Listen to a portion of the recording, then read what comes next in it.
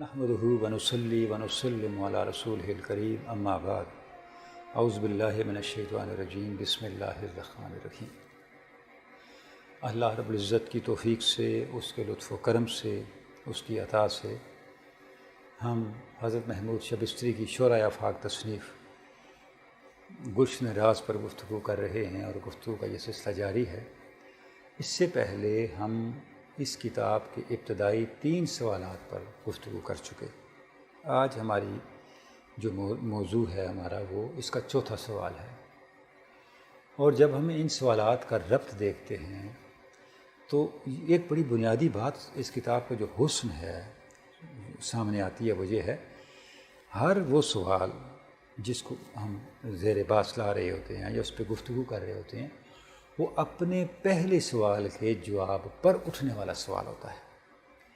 یعنی یہ ایک ایسی شخصیت کی تصنیف ہے جس نے اس مضمون کو ایک کل کے طور پہ سمجھا، اور کل کے طور پہ سمجھنے کے بعد ایک معنوی وحدت کے ساتھ اس کو بیان کیا، اور ان چیزوں کو باہم اس ترتیب کے ساتھ پرو دیا کہ یہ بیک وقت اپنے قاری کی اس موضوع سے متعلق الجھنوں کو سلجھاتا بھی ہے، اور اس کے اندر ایک استعداد بتدریج ڈیولپ کرتا چلا جاتا ہے کہ کس انداز سے اس لائحہ عمل کو لے کے آگے چلنا ہے، معرفت کے لائحہ عمل کو، معرفت تک پہنچنے کے لائحہ عمل کو۔ اب یہ جو 4تھا کوسچن ہے، اس میں بھی جو نقطے اٹھائے ہیں حضرت محمود شبستری نے، وہ اسی معنوی تسلسل کا ایک حصہ ہے۔ آپ فرماتے ہیں کہ مسافر چوں بود راہ رو کدام است، کہ او را گویم او مرد تمام است۔ اب 3 باتیں انہوں نے کی ہیں کہ مسافر کون ہے،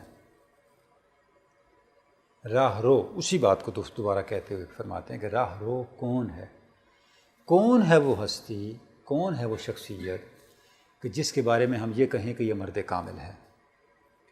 یعنی ہمیں کیسے پتہ چلے کہ کوئی اس معرفت کے سفر پہ گامزن ہے، اس معرفت کے سفر پہ رواں دواں ہے، اس راستے پہ چل رہا ہے، اور پھر اس راستے پہ چلتے چلتے وہ منزل پر بھی پہنچ گیا ہے، مرد کامل بھی بن گیا۔ گویا 2 نکات ہیں، پہلے مصرعے میں ایک بات کو آپ نے اٹھایا ہے اور ایک بات کو اس کے اگلے حصے کو جو ہے وہ دوسرے مصرعے میں اٹھایا ہے، موضوع کلام بنایا ہے۔ اب اس کا جواب دیتے ہیں۔ جو آپ کے جواب دینے کا انداز ہے، پہلے آپ جواب دیتے ہیں، پھر اس کی توضیح کے لیے کچھ اصول بیان کرتے ہیں، کچھ مثالیں لے کے آتے ہیں تاکہ اس کی توضیح ہو جائے۔ بہت ہی اجمال کے ساتھ حضرت محمود شبستری نے پہلے اس بات کو ایڈریس کیا، اس کا جواب دیا کہ مسافر کون ہے اور مرد کامل کون ہے، یعنی کیسے مسافر مرد کامل بنتا ہے۔ 4 نقطے اس ذیل میں آپ بیان فرماتے ہیں، پھر آگے اس کی توضیح کرتے ہیں۔ وہ 4 نقطے کیا ہیں؟ سب سے پہلی بات آپ یہ فرماتے ہیں کہ تو نے مجھ سے یہ پوچھا دیگر گفتی مسافر کی استدر راہ کسے کہ او شد ز اصل خیش آگاہ۔ مجھ سے یہ پوچھا گیا کہ مسافر کون ہے۔ مسافر وہ ہے جسے اپنی اصل سے آگاہی مل جائے، سادے الفاظ میں جس کو یہ پتہ ہو میں نے جانا کہاں ہے۔ یعنی اگر کسی کو یہی نہیں پتہ کہ میں نے جانا کہاں ہے، وہ گم کردہ راہ تو ہو سکتا ہے، مسافر نہیں ہو سکتا۔ یعنی مسافر کی پہلی ڈیفینیشن یہ ہے کہ اسے اپنے سفر کے ہدف کا پتہ ہو، اسے اپنے سفر کے مقصد کا پتہ ہو، اپنی منزل کا پتہ ہو کہ میں نے کس منزل پہ جانا ہے۔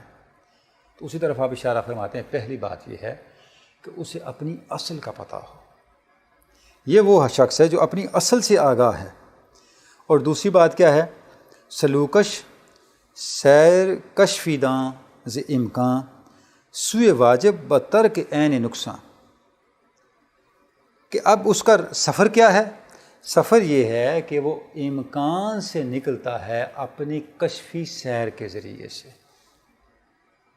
اور جو اس کا نقص ہے اس نقص سے وہ نجات حاصل کرتا ہے، اس سے وہ منزہ ہو جاتا ہے، پاک ہو جاتا ہے، اپنے نقص سے پاک ہو جاتا ہے۔ یعنی اس کے اندر جو عین نقصان ہے، عین نقص ہے، اس نقص کو ترک کر کے، اس نقص کو دور کر کے وہ امکان سے واجب کی طرف بڑھتا ہے سیر کشفی کے ذریعے سے۔ اب اس میں جو 2-3 باتیں آ گئیں، ایک تو یہ ہے کہ سب سے پہلے اس نے کچھ چیزوں کو ہٹانا ہے، کچھ اپنی کمی کو دور کرنا ہے۔ وہ کیا ہے؟ وہ اس کے اندر جو ایک نقصان کا پہلو ہے، اس نقصان کے پہلو سے اس نے نجات حاصل کرنی ہے۔ پھر اس درجہ امکان سے اٹھ کے واجب تک وصل پانے کی استعداد کو حاصل کرنا ہے، اور یہ ساری کی ساری سیر اس کی کشفی سیر ہے۔ یہاں دیکھیں کتنے احتیاط کے ساتھ حضرت محمود شبستری نے الفاظ کا انتخاب اور استعمال فرمایا ہے۔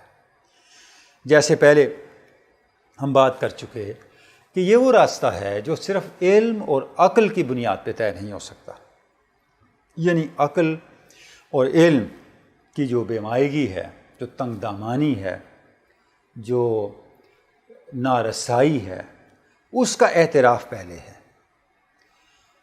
جب اس کا اعتراف ہو جائے اور اصل راستے کا پتہ چل جائے تو پھر ایک اور حس، وجدانی حس بندے کے اندر پیدا ہوتی ہے، کشف کے ذریعے سے حقائق کو جاننے کی حس۔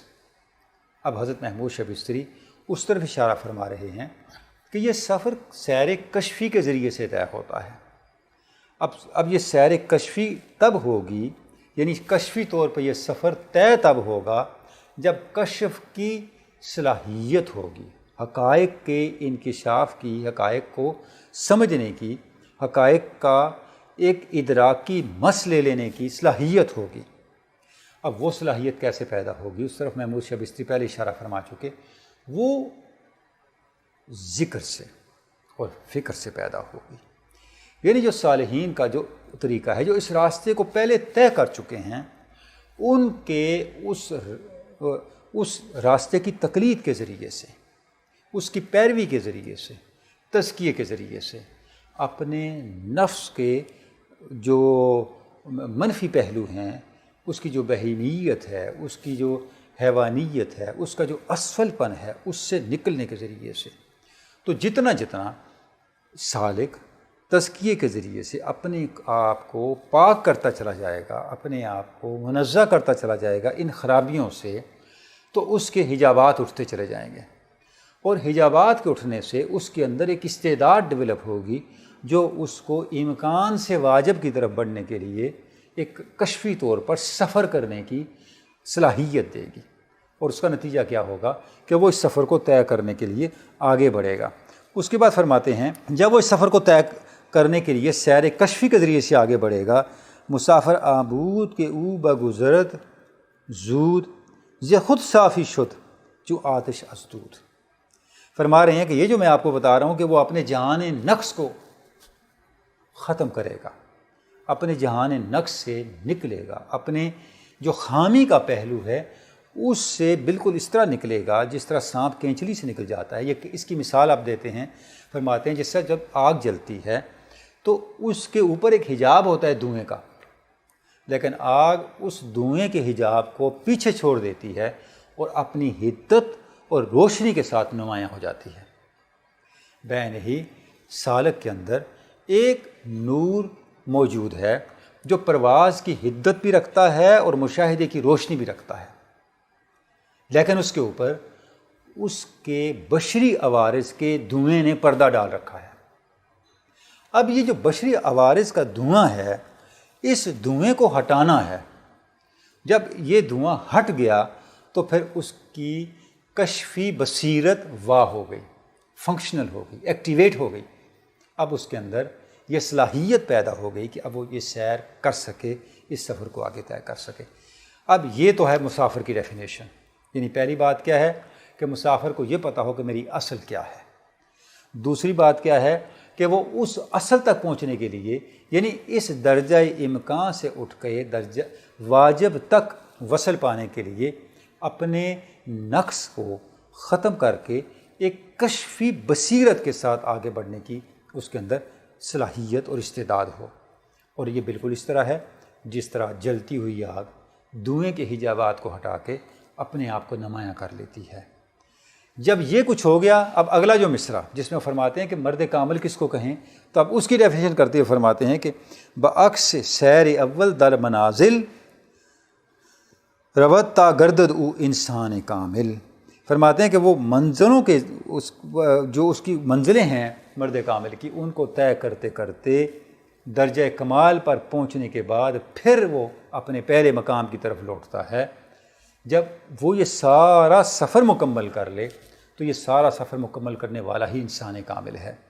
یعنی وہ درجہ مکان سے اٹھے، درجہ کمال تک جائے، اور درجہ کمال تک پہنچ کر ذات حق کی قربت کو پا کے اپنے اندر وہ کمالات پیدا کر لے کہ جہاں پہ حدیث قرب نوافل نے جن کمالات کو بیان کیا ہے، اور پھر واپس اس عالم ظاہر کے اندر، اس عالم مادی کے اندر اسی طرح لوٹے، ایک عام انسان کی طرح اپنی معمولات زندگی کو گزار رہا ہو، لیکن بباطن ان پورے کمالات کا حامل ہو.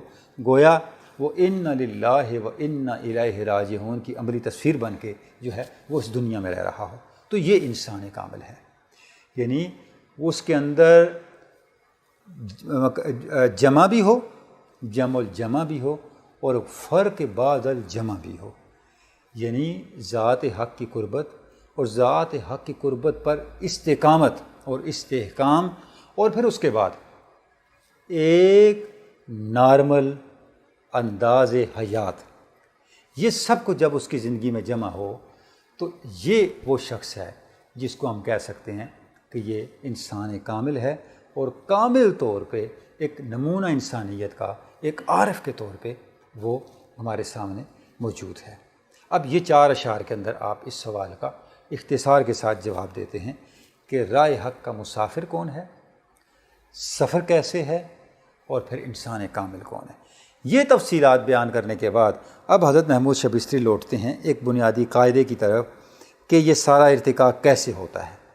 سب سے پہلے اب یہ جو اگلے اشعار ہیں جس میں انہوں نے اس قاعدے کو بیان کیا ہے، اس میں 317 سے 325 تک ایک ہی نقطے کو بیان فرما رہے ہیں، جس میں آپ فرماتے ہیں کہ جب انسان کو اللہ رب العزت نے پیدا کیا تو پیدا کرنے کے بعد اس دار امتحان میں چھوڑ دیا، اتار دیا، اس آزمائش گاہ میں اتار دیا.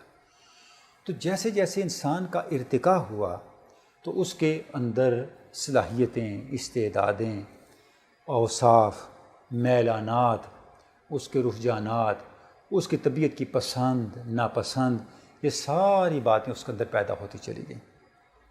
حتیٰ کہ جب وہ اپنی اس سرشت کے اوپر چلا اور اس کے اندر حق کی طلب کا داعیہ یا کوئی ارج نہ رہی تو کیا ہوا کہ اس کا یہ جوہر دبتا چلا گیا اور وہ اسفل السافلین کی طرف چلتا چلا گیا، زوال کی طرف چلتا چلا گیا، اور اس سطح تک گرتا چلا گیا جہاں پر ہم دیکھتے ہیں کہ شاید اتنے ارذل سطح تک اس کائنات کی کوئی مخلوق ہمیں نظر نہ آئے.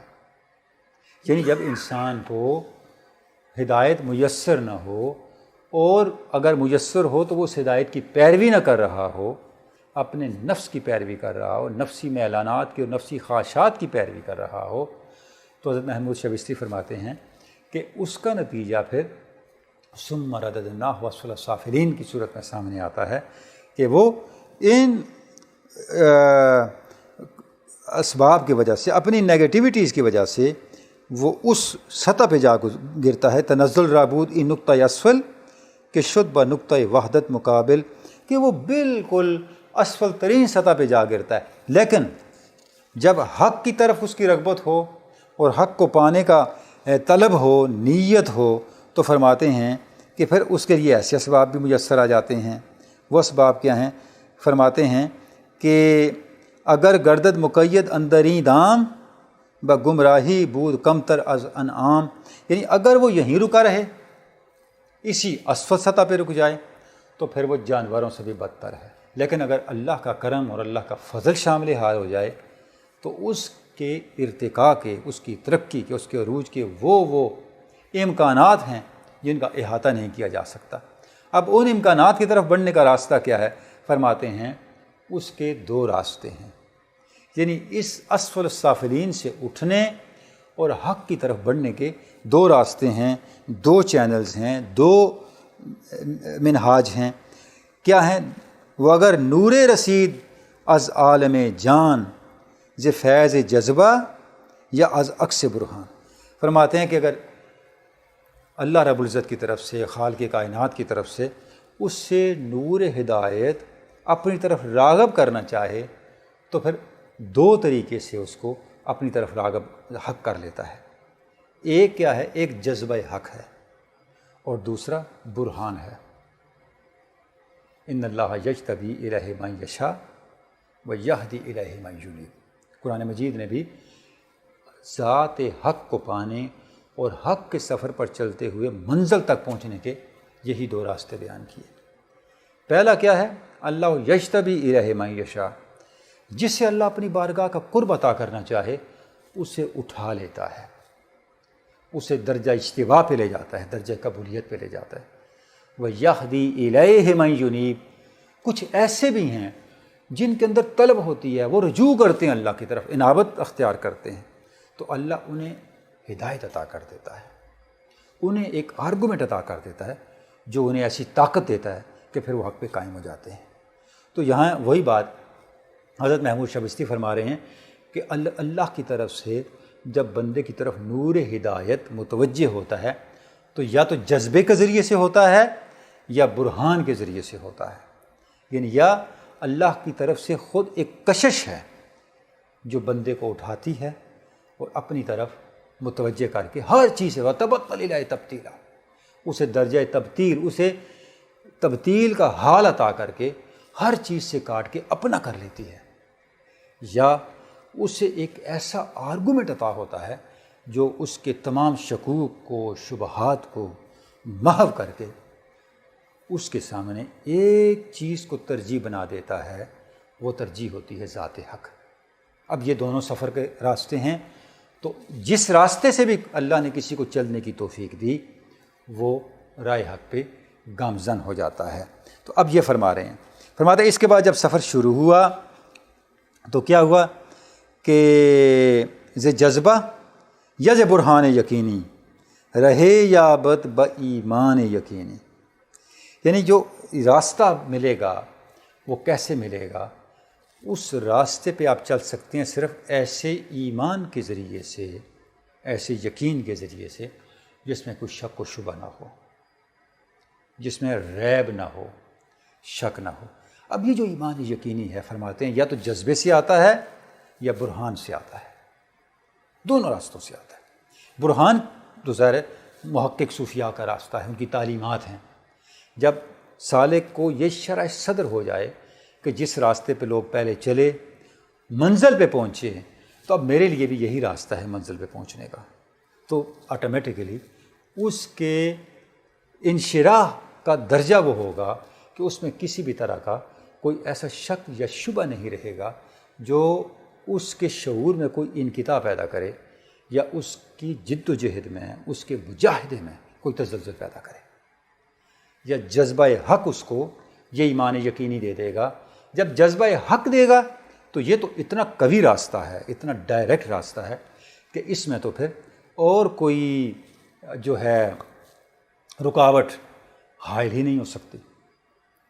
اورنگزیب عالمگیر کے زمانے میں ایک واقعات میں ہمیں تاریخ میں ملتا ہے کہ ایک درویش تھے جو تنہائی میں رہتے تھے، جنگلوں میں رہتے تھے، صاحب حال تھے، اور جب وہ کسی کیفیت میں ہوتے تو ایک نعرہ لگاتے کہ مجھے ہنستے کھیلتے خدا مل گیا۔ کسی نے یہ بات اورنگزیب تک بھی پہنچائی کہ اس طرح کے ایک بزرگ ہیں جو اس طرح کی بات کرتے ہیں، تو اس نے کہا ذرا انہیں میرے پاس لے کے آؤ، ذرا میں ان سے ملوں، ہم بھی ذرا یہ نسخہ معلوم کریں کہ ہنستے کھیلتے کیسے خدا مل سکتا ہے۔ تو کافی تلاش کے باوجود بھی جب ان تک رسائی نہ ہو سکی تو پتہ چلا فلاں علاقے میں ہیں، فلاں جنگل میں ہیں۔ تو اورنگزیب بھی اس علاقے میں تھا، تو اس نے اپنی ساری فوج کو وہاں پہ پھیلا دیا کہ اس درویش کو نکلنے نہیں دینا، اسے ذرا پکڑیں اور میرے پاس لے کے آئیں، ذرا اس سے کچھ کلام کریں۔ نتیجہ یہ ہوا کہ وہ کہیں دائیں بائیں بھاگ نہ سکے، تو فوج کے سپاہیوں نے پکڑا اور اس درویش کو اورنگزیب کے پاس لے آئے۔ تو اورنگزیب نے کہا کہ حضرت ہمیں یہ بتائیں، آپ کے بارے میں یہ سنا ہے کہ آپ یہ کہتے ہیں کہ مجھے ہنستے کھیلتے خدا مل گیا، یہ کیسے ہوا؟ یہاں تو زندگیاں گل گئیں، پتے پانی ہو گئے اور خدا نہیں ملا۔ تو اس درویش نے کہا کہ مجھے ایسے خدا ملا جیسے مجھے آپ ملے۔ اورنگزیب نے کہا یہ کیا ہوا، اس کا کیا مفہوم ہے؟ تو اس درویش نے کہا جس طرح آپ نے مجھ پر سارے دروازے بند کر دیے، اب میرے پاس آپ کی طرف آنے کے علاوہ کوئی راستہ ہی نہیں بچا، تو ذات حق نے مجھ پہ سارے دروازے بند کر دیے، ایک ہی دروازہ کھلا تھا، ایک ہی راستہ کھلا تھا، جب اس پہ میں چلا تو میں سوائے حق کے کہیں نہیں پہنچا۔ جذبہ حق یہ ہے کہ جذبہ حق آپ کے میلانات کو ہر طرف سے اس کو کنورج کر دیتا ہے، ڈائیورٹ کر کے کنورج کر دیتا ہے ایک نقطے پہ۔ وہ نقطہ آپ کی طلب حق کا نقطہ ہے، اور جس کو یہ راستہ مل گیا، اب ظاہر ہے جب جذبہ حق نے اس کو اٹھا لیا تو اب اس کی حق تک پہنچنے کی ضمانت اور حفاظت بھی پھر حق کے ذمہ ہوتی ہے۔ تو حضرت محمود شبستری فرما رہے ہیں کہ یہ دو راستے ہیں جس کے ذریعے سے جو سالک ہے وہ حق کی طرف چل پڑتا ہے۔ کند یک رجعت السجین فجار رخ آرد سوئے الیین ابرار۔ فرماتے ہیں وہی جو گناہ گاروں کے مقام سجین پہ پڑا ہوا تھا، جب اسے نور ہدایت مل گیا، چاہے جذبے کے راستے سے یا برہان یقینی کے راستے سے، اب وہ الیین ابرار کی طرف متوجہ ہو گیا۔ یعنی فی الاصل تو حضرت بلے شاہ والی بات کہ بولیا رب دا کی پاؤنا، ادھروں پٹنا تے ادھر لاؤنا، یعنی فی الاصل تو خیال کی اصلاح ہے، خیال کی درستگی ہے، ایک الٹے ہوئے رخ کو درست کرنا ہے۔ جیسے ہی وہ رخ درست ہو گیا تو راز ہستی راز تھا، جب تک ہم پہ کھلا نہ تھا، علامہ نے کہا نا جب کھل گیا تو پتہ چلا کہ جس کے پہ راز کھلنا تھا اس کے علاوہ کچھ بھی نہ تھا، تو بات تو کچھ بھی نہ تھی۔ بیا کھل گیا تو کچھ بھی نہیں، جب تک کھلا نہیں تھا تو پھر پوری کائنات ہی ہمارے لیے وہ سفر طے کرنے کا راستہ تھا۔ تو فرما رہے ہیں جب جذبہ حق متوجہ ہو گیا یا برہان یقینی کی روشنی مل گئی، لیہلک من حی عن بینہ لیحییٰ من حی عن بینہ ولیہلک من حی عن بینہ، تو جب بینہ مل گئی، ایک دلیل کامل مل گئی، ایک برہان یقینی مل گئی، تو پھر فجار کا جو مقام سے جین تھا وہاں سے اٹھا اور الیین ابرار پہ آ گیا۔ اس کے بعد فرماتے ہیں کہ بتوبہ متصف گردد در آن دم شود در استفاض اولاد آدم۔ ہے اب بھی تو آدم کی اولاد سے ہے، لیکن اب تو توبہ پہ آ گیا۔ توبہ کا مطلب کیا ہے؟ اب تو اللہ کی طرف متوجہ ہونے پہ آ گیا، تو اب تو مقام استفاء پہ، اب اللہ نے تجھے اس کثرت اولاد آدم سے چن لیا، منتخب کر لیا اپنے لیے۔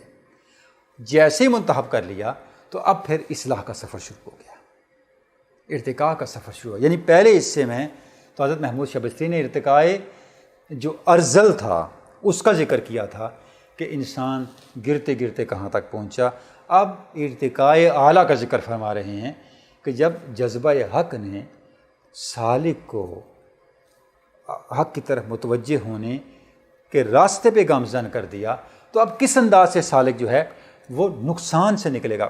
جیسے جواب میں فرمایا تھا نا کہ سالک مسافر وہ ہے جو عین نقصان سے نکلے، یعنی اپنے نقص کا ازالہ کر سکے اور اپنے آپ کو کمال کا اہل بنا سکے۔ اب اس کا طریق کیا ہے؟ اب پھر اسوہ انبیاء پہ آتے ہیں۔ جیسے ہم پہلے دیکھ چکے کہ ایک مقام پہ آپ نے عیسوی مزاج کا ذکر کیا تھا، موسوی مزاج کا ذکر کیا تھا، ابراہیمی مزاج کا ذکر کیا تھا، عیسوی طریق کا ذکر کیا تھا، موسوی اور ابراہیمی طریق کا ذکر کیا تھا۔ اب وہی بات ذرا مزید توضیح کے ساتھ یہاں فرما رہے ہیں، لیکن کچھ اس میں اضافہ کر دیا ہے۔ سب سے پہلے حضرت ادریس علیہ السلام کے طریق کا ذکر کرتے ہیں، پھر نوح کا، پھر ابراہیم کا، پھر موسیٰ اور پھر عیسیٰ، چلیے تمام انبیاء کا، اور پھر اس کا کمال حضرت ذات رسالت مآب حضور اقدس صلی اللہ علیہ وسلم کے طریق کے سب کے اوپر آ کے کرتے ہیں۔ تو سب سے پہلے ادریس علیہ السلام کا ذکر کرتے ہیں، فرماتے ہیں جب توبہ کر لی، جب اللہ کی رحمت سے استفاء پہ آ گیا سالک، تو کیا ہوا؟ افعال نکوہ ہیدہ شود پاک جو ادریس نبی آیت در چارم افلاک۔ فرماتے ہیں کہ اب کیا ہوا، پہلی بات تو یہ کہ جو افعال بد ہیں اس سے نکلنا ہے. یہ افعال بد کا بوجھ ہے جس کو اٹھا کے ہم پھر رہے ہیں. یہ بوجھ آگے نہیں بڑھنے دیتا. یعنی اہل علم کہتے ہیں نا کہ پہاڑ پہ ہم نے چڑھنا ہے اور پہاڑ سر پہ اٹھایا ہوا ہے. سر پہ پہاڑ کو اٹھا کے پہاڑ کی چوٹی پہ نہیں پہنچا جا سکتا. پہلے جو سر پہ پہاڑ کا غیر ضروری بوجھ ہے اس کو اٹھا کے پھینکنا ہے، تبھی کو پیمائی ہو سکتی ہے. فرماتے ہیں پہلے کیا ہے، طریق ادریسی ہے، اور طریق ادریسی انسان کو اٹھا کے چوتھے آسمان پہ لے جاتا ہے. یعنی آپ کو اس مادیت کی قید سے نکالتا ہے. وہ کیا ہے، افعال بد کو ختم کرنا ہے. جب سالک افعال بد کو ختم کر لیتا ہے، افعال بد سے نکل جاتا ہے، تو حضرت ادریس کی طرح اس میں روحانی پرواز کی استعداد پیدا ہونے لگتی ہے. یہ پہلا سٹیپ ہے. اس کے بعد فرماتے ہیں یہ ہو گیا چجابت الصفات بد نجاتے شوچونو از آن صاحب ثباتے. فرماتے ہیں جب صفات بد ختم ہو گئیں تو پھر حضرت نوح کی طرح انسان کو ثبات عطا ہوتا ہے رائے حق پہ چلنے کے لیے. یعنی رائے حق پہ حضرت نوح سے چلنے کے لیے حضرت نوح سے بڑی مثال انبیاء سے کس کی دی جا سکتی ہے ذات رسالت مآب کے بعد. یعنی آپ صلی اللہ علیہ وسلم تو ہر لحاظ سے اسوہ کامل اور نمونہ کامل اور خود انبیاء کے لیے ایک نمونہ، ایک مثال ہیں. طبقہ انبیاء میں سے یعنی 950 سال جس کو خود قرآن مجید نے ان کی جد و جہد کی اس طوالت کے باوجود ان کی استقامت کو بیان کیا کہ اس پوری جد و جہد میں 950 سال کی کوشش میں اور اس پوری کوشش کے اندر ظاہراً اہل ظاہر کی آنکھ سے دیکھنے والوں کے لحاظ سے بہت کم نتائج اور بہت کم کامیابیاں ملنے کے باوجود بھی ہم دیکھتے ہیں کہ ان کے اندر کوئی مایوسی، ان کے اندر کوئی تزلزل، اپنے اس راستے سے ہٹنے کا کوئی شائبہ تک نظر نہیں آتا. وہی بات یہاں فرما رہے ہیں کہ تمہیں نوح کا سا ثبات چاہیے، عمر باید کہ یار آیت بے کنار، کہ یہ تجھے محبوب کا وصل مل جائے. اس کے لیے زندگی نہیں، زندگیاں چاہیے، کیونکہ تجھے پتہ ہی نہیں ہے کہ یہ کتنی بڑی نعمت کبریٰ ہے. اس کے لیے اگر ہزاروں لاکھوں زندگیاں بھی صرف کر دی جائیں تو اس نعمت کے یعنی قرب حق کی وقت کے مقابل وہ بھی کم تر ہے. لیکن ظاہر ہے جب ہمیں اس عظیم تر منزل کی وقت اور قدر و قیمت کا کما حق و اندازہ ہی نہیں ہے تو پھر اس راہ کی مشکلات سالک میں تزلزل پیدا کر دیں، یہ ایک فطری امر ہے. اب حضرت محمود شبستری فرما رہے ہیں کہ جب افعال بد سے بندہ نجات حاصل کر لیتا ہے، اس کے اندر ایک پاکیزگی، ایک لطافت اور حق کے ساتھ موانست پیدا ہو جاتی ہے، تو پھر رائے حق اس کو حضرت نوح علیہ السلام کے اسوہ جیسا ثبات نصیب ہو جاتا ہے. اب ہر قدم ہی اس کی منزل ہے اور ہر قدم اس راہ پہ اٹھنے والا اس کے لیے وہی کیف رکھتا ہے جو منزل پہ پہنچنے کا کیف ہے. اب اس راہ پہ چلنا اس کے لیے کچھ مشکل نہیں رہتا. اچھا، نوح علیہ السلام کے بعد پھر اس کے بعد کیا فرماتے ہیں؟ فرماتے ہیں کہ نمان قدرت جزویش در کل خلیل آسا شوت صاحب توکل. فرماتے ہیں کہ اب اس کی زندگی میں توکل کا رنگ آ جاتا ہے، کہ جس طرح حضرت ابراہیم علیہ السلام کی ہستی کے اندر ہمیں توکل کا رنگ نظر آتا ہے کہ حضرت ابراہیم علیہ السلام جب قرب حق کے انوار سے بہرہ ہوئے تو کیا ہوا کہ ان کی زندگی میں ہم دیکھتے ہیں کہ مادیت کے بجائے، ظاہری اسباب کے بجائے ذات حق پہ بھروسہ یہ ہمیں غالب نظر آتا ہے. اور یہ دراصل علامت ہے اللہ رب العزت کی قربت کی، کیونکہ جتنا ذات حق کی قربت نصیب ہوگی اتنا ہی توکل کا رنگ زندگی کے اندر آئے گا، اور ظاہری اسباب کے بجائے جو کچھ پاس آپ کے موجود ہے اس کے بجائے اس پہ زیادہ بھروسہ ہوگا جو غیب میں ہے. ما عندکم ینفد وما عند اللہ باق. قرآن مجید نے اصول دیا کہ تمہیں جو کچھ نظر آ رہا ہے یہ مٹ جانے والا ہے، یہ ختم ہو جانے والا ہے، اور جو تمہیں نظر نہیں آ رہا لیکن ہے اللہ کے پاس باق، وہ باقی رہنے والا ہے، وہ ابدی ہے، اس کو زوال نہیں.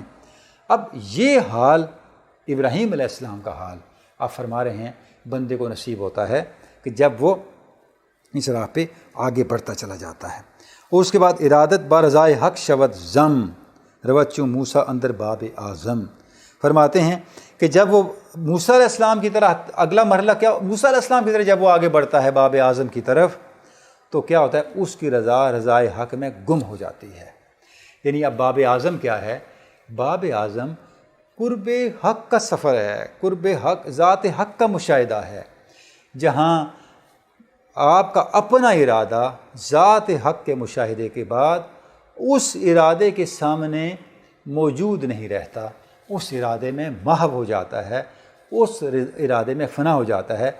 رضائے حق در رضا، یعنی بندے کی رضا رضائے حق میں گم ہو جاتی ہے.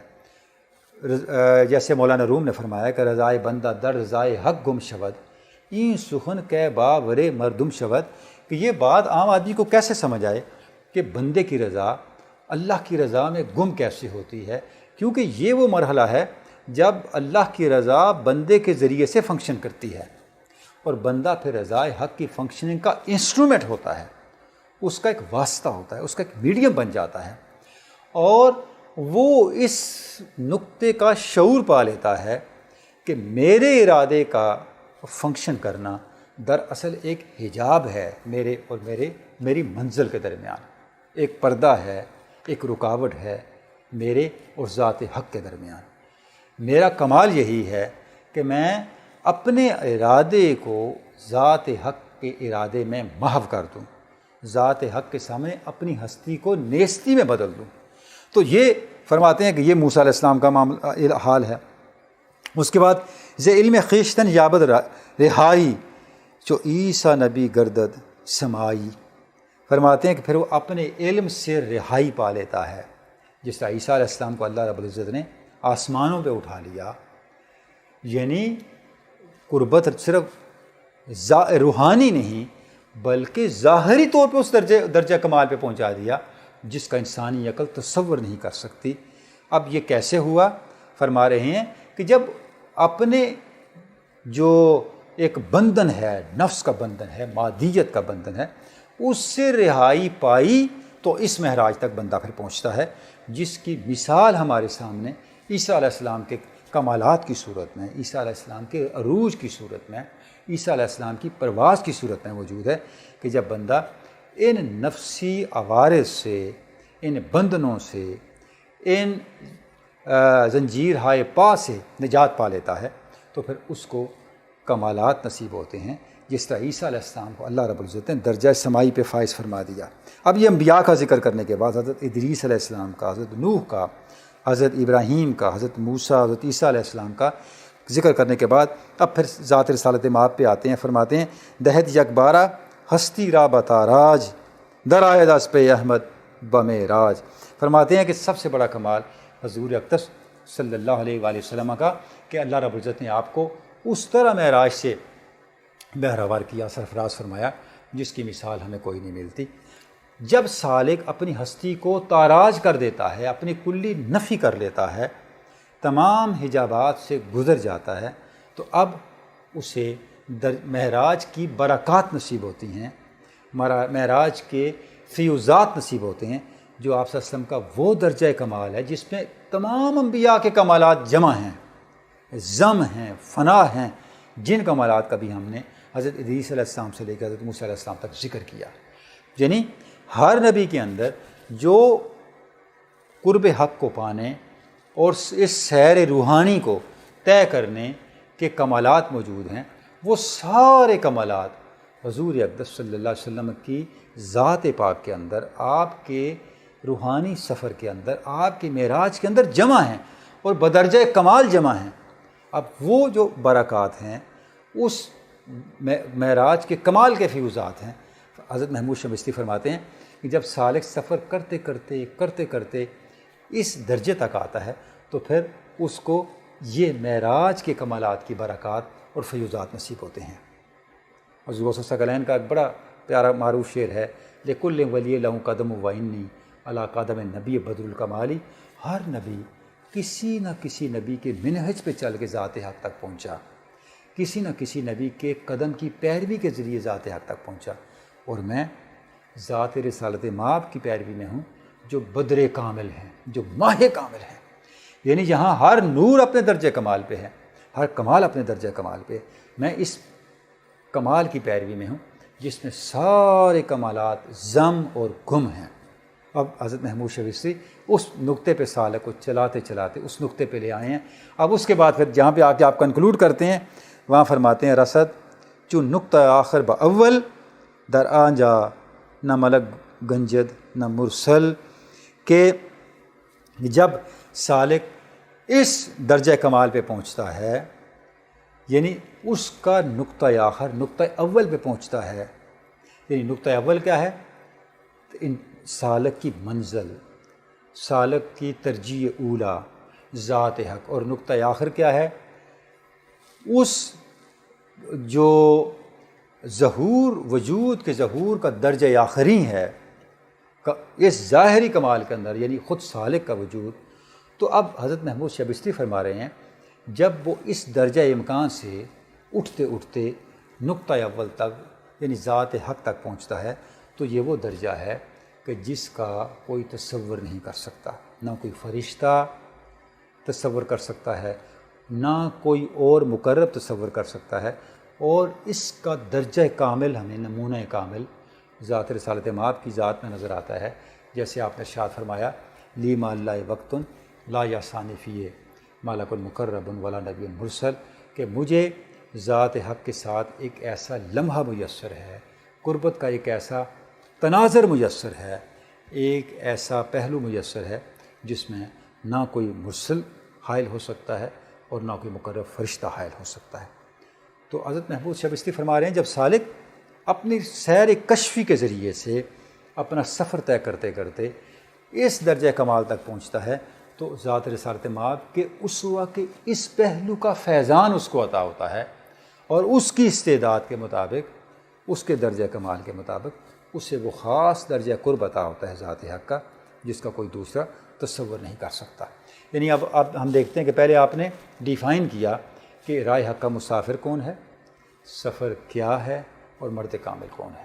وہاں بھی آپ نے مرد کامل کی جو ڈیفینیشن کی تھی، اب اس کا پورا میکانزم بتاتے ہوئے، پورا لائے عمل بتاتے ہوئے یہاں پر بھی آ کر کے آپ نے اپنی بات کو کنکلوڈ اسی نقطے پہ کیا ہے، اسی پہ آ کے آپ نے اپنی بات کا اختتام کیا ہے۔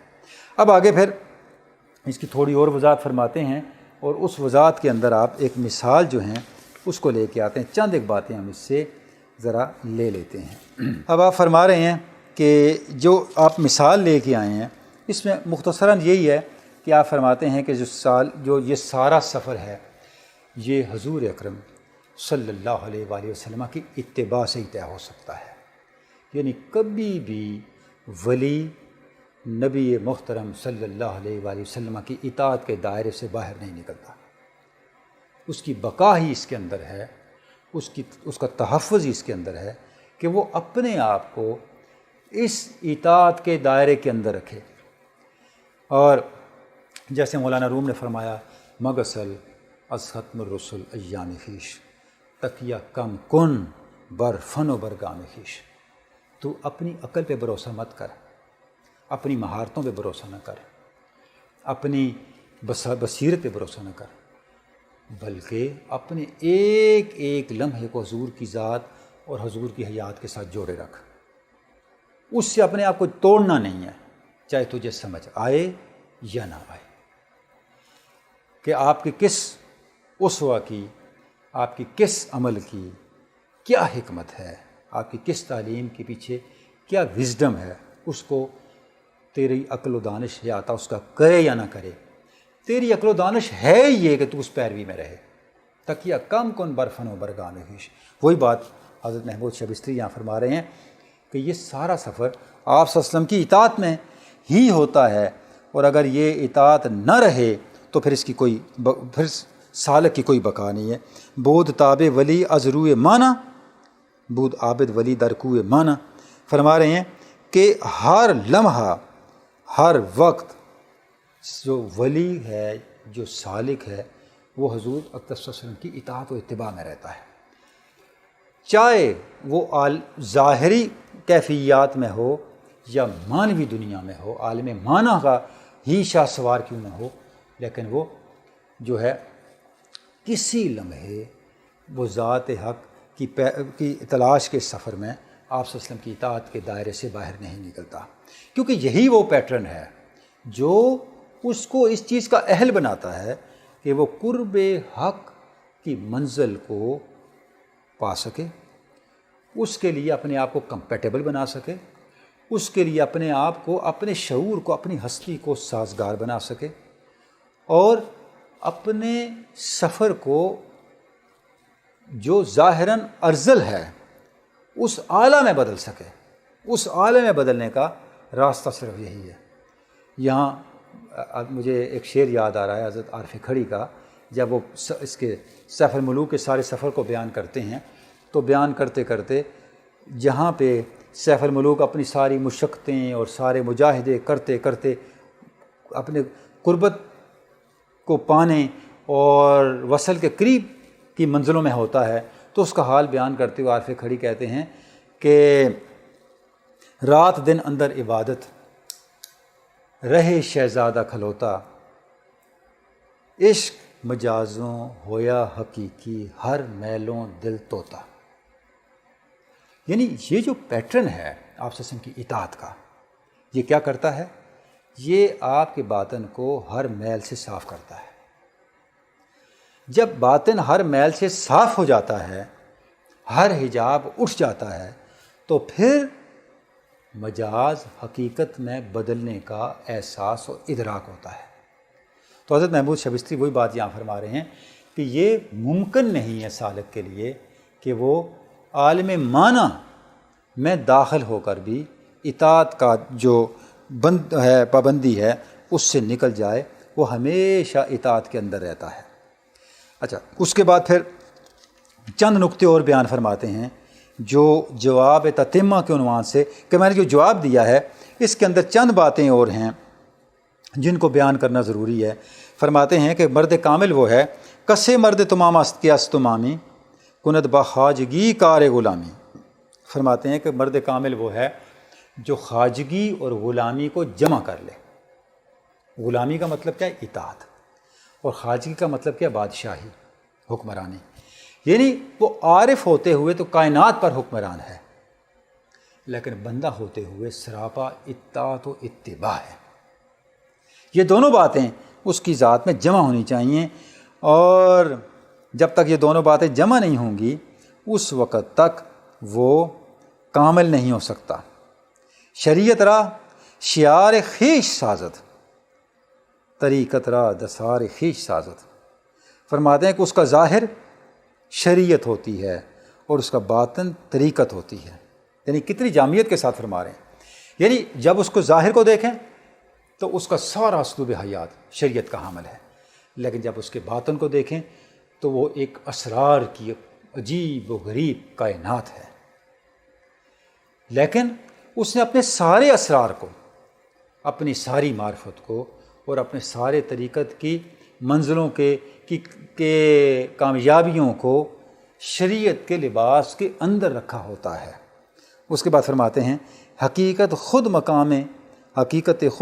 مقام ذات اودا بود دائم میان کفر و ایمان با اخلاق حمیدہ گشتہ موصوف با علم و زہد و تقوی بود معروف ہما با او ولے او از ہما دور بزیر قبہائے سطر مستور۔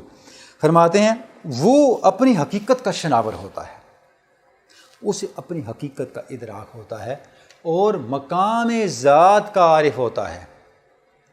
وہ مقام ذات کا حامل اور مقام ذات کا عارف ہوتا ہے۔ یہی وجہ ہے کہ بود دائم میان کفر و ایمان، وہ کفر اور ایمان کے درمیان رہتا ہے ہمیشہ۔ یعنی اس کا مطلب کیا ہے؟ اس کا مطلب یہ ہے کہ جب وہ معرفت کے حقائق کا عارف بن جاتا ہے، اب یہ وہ حقائق ہیں جن کا ادراک ایک غیر تربیت یافتہ شعور، ایک ظاہری شعور نہیں کر سکتا، لیکن وہ حقائق اس کا حال ہوتے ہیں، وہ حقائق اس کا تجربہ ہوتے ہیں، اس کا مشاہدہ ہوتے ہیں، باوجود اس کے کہ وہ عالم ظاہر میں ہے، لیکن اس کے مقامات اس عالم ظاہر سے ماورا ہیں۔ یہاں حضور غوث ثقلین کا ایک فرمان پاک ہے جو اس نقطے کی بڑی وضاحت کرتا ہے۔ آپ فرماتے ہیں یا احد و یا صمد الغنی المطلق اطلقنی ولا تقیدنی، اے ذات احد، اے ذات صمد، اے غنی، تو ذات مطلق ہے، تو مجھے درجہ اطلاق پہ فائز فرما اور مجھے تقیید سے نجات عطا فرما، مجھے مقید نہ رکھ۔ بے ای کون و وصف، چاہے کوئی بھی وصف ہو، کوئی بھی حال ہو، ای وصف ردی او نقی، فرماتے ہیں چاہے وہ وصف اچھا ہو یا برا ہو، مجھے ان سب سے بالا کر دے۔ بلی جالنی ساترن فی عین کون ہویت واحدیت، بلکہ مجھے ان سب اوصاف سے اٹھا کے اپنی ذات میں چھپا لے جو ذات واحد ہے، ما فیض افیاض احدیت، ایسے فیوزات میں چھپا لے جو تیری ذات کے توحید کے فیوزات ہیں، چھوڑ تقید ہو مطلق، انت الہادی انت الحق۔ تو فرما رہے ہیں کہ اب حضور غوث ثقلین فرما رہے ہیں کہ اے اللہ میرے اوصاف، چاہے وہ اوصاف حمیدہ ہیں کہ اوصاف رذیلہ ہیں، مجھے ان سب سے بالا تر کر دے۔ اور ظاہر ہے یہ ایک غیر معمولی مقام ہے، ایک غیر معمولی درجہ ہے جس کا حقیقی ادراک بھی حال کا متقاضی ہے، یعنی حال کے بغیر اس کا تو حقیقی ادراک بھی نہیں کیا جا سکتا، کیونکہ ہمارا جو سفر ہے ارتقاء کا وہ اوصاف رذیلہ سے اٹھ کے اوصاف حمیدہ پہ آنا ہے، یعنی برے اوصاف سے نکل کے اچھے اوصاف پہ آنا ہے۔ کیا درجہ کمال ہے صوفیاء کا اور کیا درجہ فہم ہے صوفیاء کا جہاں اوصاف حمیدہ بھی حجاب لگنے لگیں، اوصاف حمیدہ بھی ذات حق تک رسائی میں رکاوٹ لگنے لگیں۔ تو آپ فرما رہے ہیں ہے ذات مطلق، تو مجھے تقیید کے بجائے درجہ اطلاق پہ فائز فرما دے، اور اس کے راستے میں میرے اوصاف ردی ہیں کہ نقی ہیں، ان اوصاف سے مجھے بالا تر کر دے، اور ان اوصاف سے بالا تر کر کے مجھے اپنے توحید کے ذات واحد کے جو فیوزات توحیدی ہیں ان میں چھپا لے، ان کا حامل بنا دے۔ تو اب محمود شبستری فرما رہے ہیں کہ یہ جو درجہ ہے ایک سالک راہ کا درجہ کمال، جب وہ اس درجے پہ پہنچتا ہے، اس درجے پہ بھی پہنچ کے اس کا کمال یہ ہے کہ اس کا ظاہر شریعت کا حامل ہوتا ہے، وہ شریعت سے نہیں نکلتا، شریعت سے خارج نہیں ہوتا، اور یہاں وہ اس مقام پہ ہوتا ہے ہما با او ولے او از ہما دور بزیر کبہائے ستر مستور، وہ ہر ایک کے ساتھ ہوتا ہے لیکن کسی کے ساتھ نہیں ہوتا، وہ ذات حق کی فیوزات کے سائے تلے ہوتا ہے، یعنی وہ براہ راست ذات حق کے فیوزات کے سائے تلے ہوتا ہے، اور ہر جو ظاہری نسبت ہے، علاقہ ہے، اس سے بالا تر ہو جاتا ہے۔ تو یہ وہ درجہ ہے جو ایک مرد کامل کو اس کائنات کی اعلیٰ ترین جو منصب ہے، اس کائنات کا جو اعلیٰ ترین درجہ ہے، اس پہ فائز کرتا ہے، اور وہ مقصود کائنات ہوتا ہے، کائنات اس کا مقصود نہیں ہوتی، کیونکہ اس کا مقصود ذات حق ہے۔